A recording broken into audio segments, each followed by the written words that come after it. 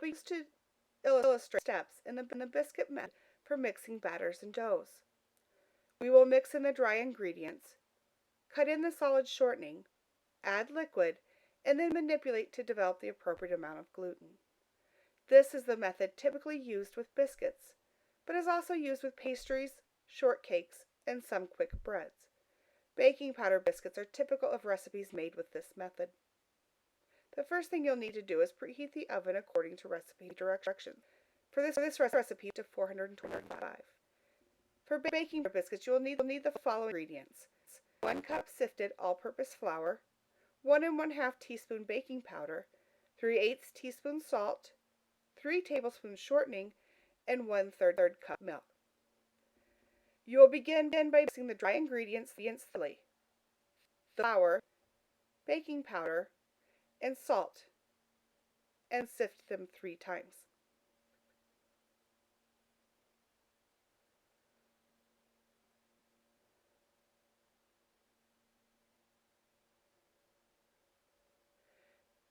Now we will cut in the solid shortening.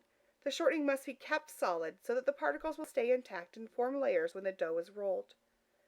Cut the solid shortening into the dry ingredients to the size specified in the recipe. For this recipe, cut the shortening into the dry ingredient until the size resembles small peas to coarse cornmeal. A pastry blender or knives may be used to clean the fat. The more shortening is cut in, the more tenderizing or shortening effect it will have.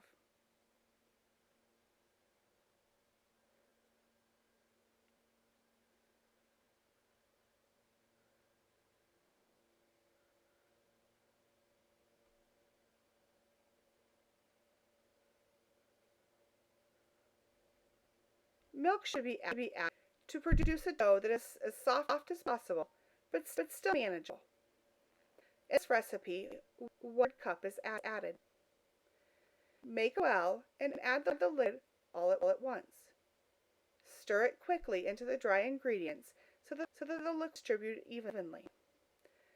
With the biscuit recipe, stir dough forms a ball. Recipes that have a high portion of tenderizing ingredients will require stirring or kneading. A small amount of flour should be spread on the board to prevent sticking. Knead the dough gently for about 10 to 15 strokes. You start by the dough towards you, then kneading the dough away from you with your fingers. Do not knead as though you're kneading yeast dough. Turn 1/4 and then repeat.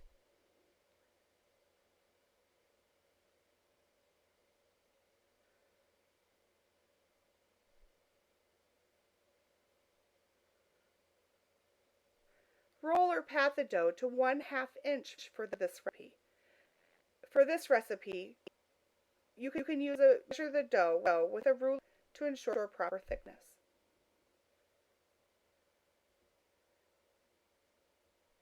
Before you cut the dough, dip the biscuit cutter in flour.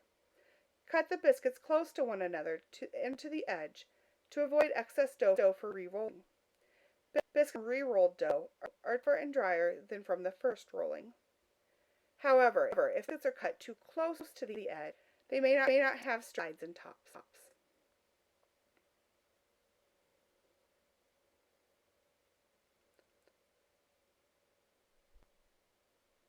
Pick up the biscuits very gently to preserve the shape.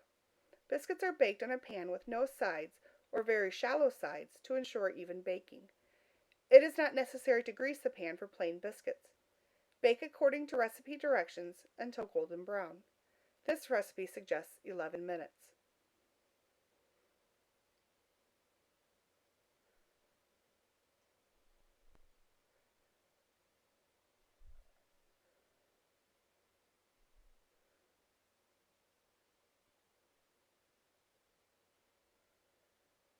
Next, we will discuss the signs of good baking powder biscuits. Remember, the qualities expected from other products made from the biscuit method may not be identical to those for standard baking powder biscuits. The appearance should present a symmetrical shape with vertical sides and a smooth level top. The exterior should be golden brown. The biscuit should have doubled in volume during the baking process. It should be light in weight. It should have a medium fine grain with relatively thin cell walls.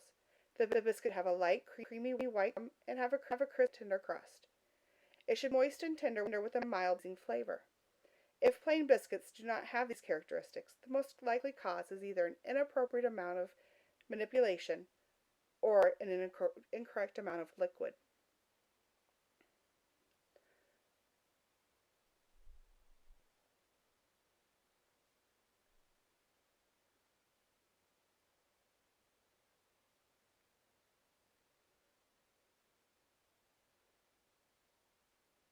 Understirred or underkneaded dough will yield a biscuit that has low volume, a rough surface, and an irregular shape. Over-manipulated dough, whether in stirring or kneading, will have a smooth rounded top and a tough dry interior. Excessive kneading may reduce volume. Because the optimum amount of liquid is not consistent for all flours, another problem is the addition of too much or too little milk. Too little liquid will result in a dry, stiff dough, and the biscuit will have low volume and excessive brown spots on the surface. The interior will be dry, compact, and crumbly.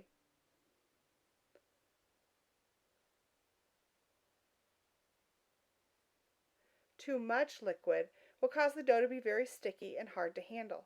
The baked biscuit may be rounded or misshapen. In summary, the 3 steps that characterize the biscuit method are: sift the dry ingredients, cut in the solid shortening, add liquid to the dry ingredients, and manipulate the ingredients to develop the appropriate amount of gluten.